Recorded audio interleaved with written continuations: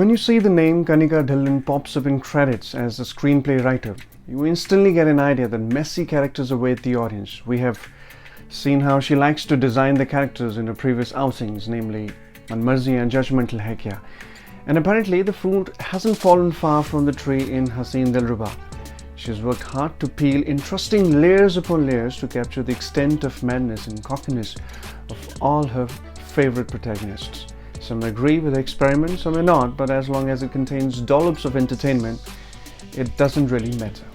Welcome to the Review Diaries, where I view and review the movies and series. Please remember to leave your comments underneath and remember to subscribe and hit the bell icon so that I could be inspired to post more such content in future. Haseen Dilruba is a movie about a brash Rani Kashyap who, having been fallen out of a series of failed relationships in the past, agrees to have an arranged marriage with Rishabh Saxena, aka Rishu, who is a mild-mannered engineer. The marriage takes place despite opposition from Rishu's mother, who blatantly feels that Rani is not a typical homely and Sushil Bahu.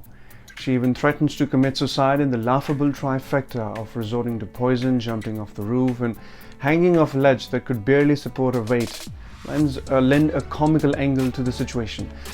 Soon Rishu finds out that their marriage is all but a right fitment that leads to a chasm between the two when they engage in coitus for the first time, and he woefully ejaculates prematurely.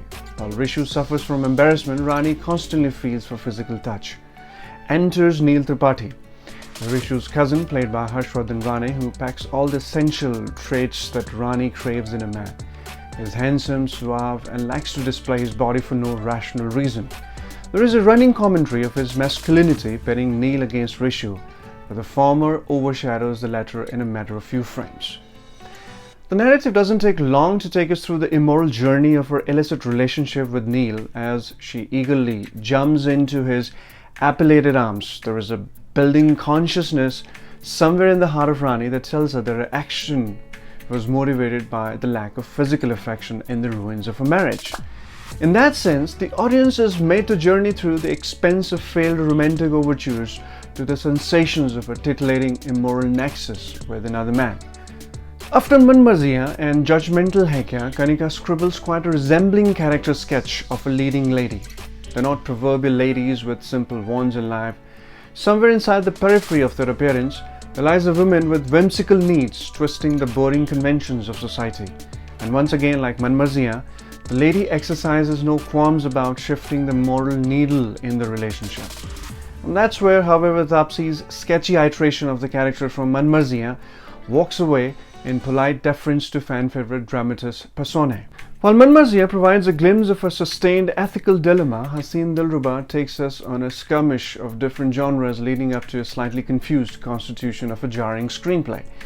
And there is a rapid rise of awkwardness between the couple looking to start a new life. Then there is a prurient association with a paramour, followed by a patchy narrative of a crime thriller, drawing inspirations from a novel of a fictional detective writer Dinesh Pandit.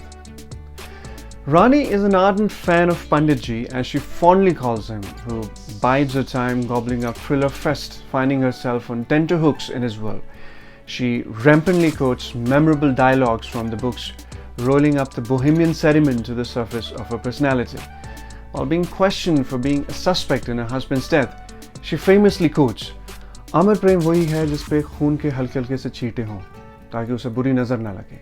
And another one had the entire police force, which, for some weird reasons, witnessed the questioning of the suspect as if the entire city has recently become bereft of crimes.